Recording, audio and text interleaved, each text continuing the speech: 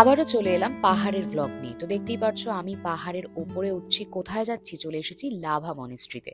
তোমাদেরকে তো শেষ দিনের ভ্লগে বলেইছিলাম লাভা মনেস্ট্রিটা ঘুরে দেখাবো। আর এখানে এসে এই পাহাড়ের সৌন্দর্য দেখে বাড়ি ফিরতে কিন্তু আর মন চাইছিল না। আর এই মনেস্ট্রিটাতে যখন ঢুকলাম, বিশ্বাস করবেন একটা অদ্ভুত রকমের শান্তি ছিল।